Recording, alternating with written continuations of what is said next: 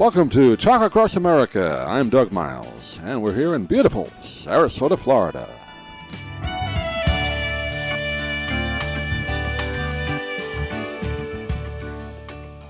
And joining us now on our Book Talk segment, great to welcome the author of a book that get a lot of great notoriety in the media and a really fascinating story as well. It's called The No Beast So Fierce, the terrifying true story of the Champawat tiger, the deadliest animal in history. We're joined today by Dane Huckelbridge, and really has put together a fascinating book about this story that took place over 100 years ago, and he's a very talented man himself. He's written for the Wall Street Journal and New Republic, among others, and lives over in Paris, France, I believe. And Dane, good to talk with you. How are you?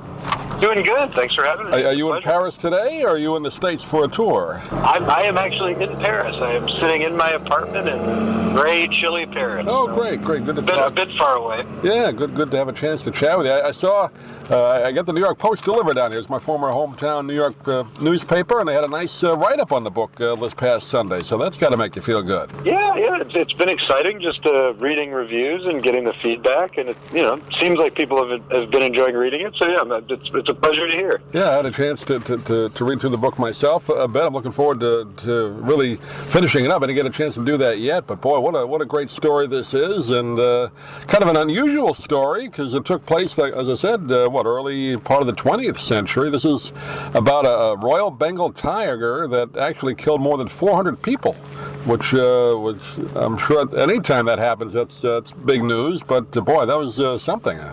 And this tiger was really famous, and the man who hunted him down, made a name for himself as well, didn't he? Yeah, Jim Corbett. Well, Jim Corbett became eventually a very well-known kind of legendary hunter for killing these sort of man-eating tigers and leopards that started to crop up around this time in northern India. And this tiger, he's sort of known as, I guess she actually, the Champawat tiger is notorious as having the largest number of human victims. They think over 400. 436 is the number that Jim Corbett gives. Right. And he essentially was commissioned by the colonial government to go after it because nobody else could stop it. The government had tried everything. They'd sent in hunters and bounty hunters and even military regiments, and no one was really able to stop this tiger. And as a last resort, they approached him just because he was known as having grown up in the region, kind of a bit of a backwoodsman, but at the same time he was just a railroad employee. He was not a sort of big game trophy hunter or anything like that, and it was sort of a last resort. But ironically, he was the only one who could find it and confront it. I guess it kind of makes it ironic in a sense that this particular tiger, the tigers are tough animals, but normally they don't attack humans unless provoked. But I guess he was originally maybe shot by a poacher or something, and it kind of damaged the tiger in a way where he had to hunt, or decided to hunt human beings for food to survive, right? I mean, was that what caused this? Yes, exactly. And that's what makes the story so interesting, I think, is that initially it seems like kind of a freak of nature, this tiger that for some reason starts eating people on a large scale, but it's really a man-made disaster when you look at it. And the most obvious sort of cause is just the fact that a poacher shot out two of its teeth when it was at a young age. Right. So, the tiger had an injured dog, couldn't hunt its normal kind of food, these large deer and wild boar and things like that. And just to avoid starvation, effectively started hunting humans because they're so much easier to catch and kill. Yeah, you again, animals normally, unless you bother them unintentionally or harm their the offspring, they normally will not try and attack people other than to protect themselves, but definitely not to eat. But this tiger had to do so, I guess. Right? You said it much easier to catch a human being than another animal. So easy prey, obviously, for the tiger, for however many it killed, right? I mean, and it would go and literally just kind of grab people, right? I mean, randomly, wherever it found them. Yeah, it had a pretty effective strategy, if strategy is the right word, and you see that even today in the region, in that part of India and neighboring Nepal, that in rural communities people have to go into the forest pretty much every day to collect firewood and also to collect animal fodder. And it's just part of sort of rural life, and that was effectively when the tiger in most cases would attack. It would be when people were going into the forest to do these chores, and the tiger got very good at snatching them and then taking them off into one of the deep ravines because it's a pretty hilly the area. And, it was very hard. Once that happened, it was very hard. These areas were so kind of inaccessible. It was very hard to get to the tiger. So it perfected this technique of just snatching people from the edges of the forest and the edges of villages and taking them into these deep ravines where no one could get to them. Yeah, scary. Now, again, this was, like I said, so many years ago. I guess, obviously, once this happens a few times, people talk about it. But how did it kind of become such a, well-known animal? I guess word of mouth, stay away from this animal, right? But what at that time, how did the word spread? At that time, it was written about in various newspapers across India, and also it was mentioned in government, colonial records. They kept track of things like this, animal attacks and deaths attributed to different animals, and they noted it in those records. And also, you see that it was mentioned in newspaper articles and things like that. This man-eating tiger in the region that was kind of, even then when you read these things, you get the sense that this was something extraordinary. That people are aware that this wasn't a normal tiger, or even a normal man-eater for that matter, but something really unlike any tiger they'd seen. And when you decided to do the book, Dane, were you able to kind of get access to these reports, or how did you do your research on it?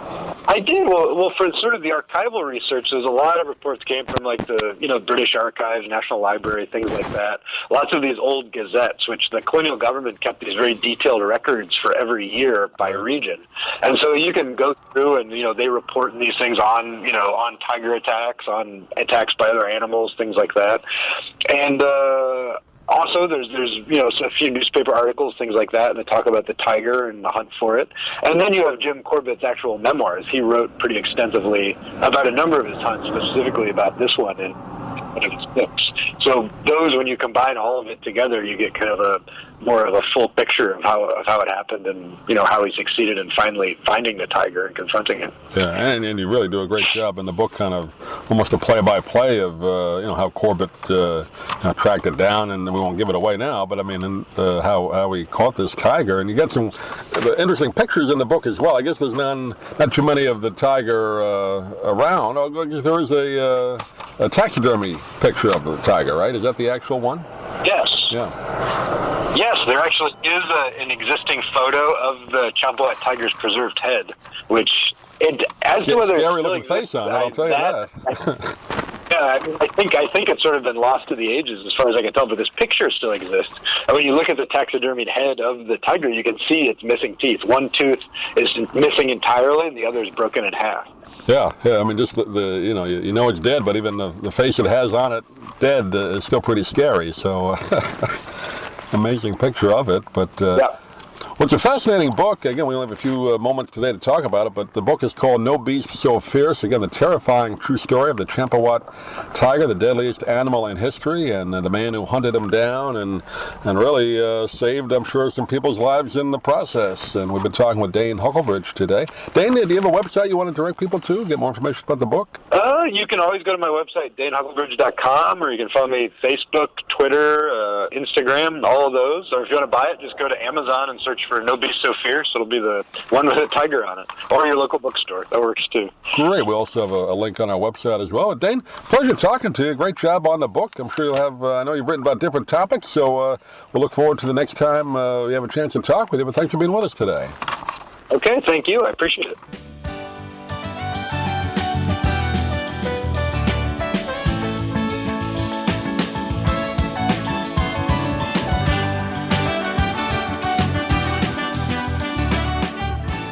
Thank you for joining us today on Talk Across America.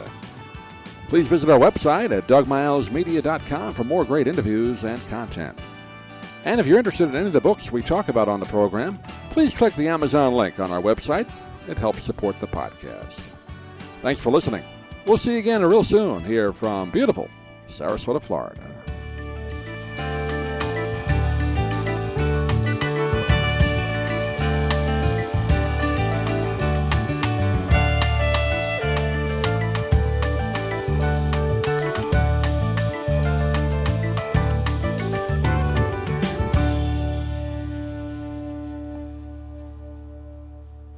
I'm Stan Brock.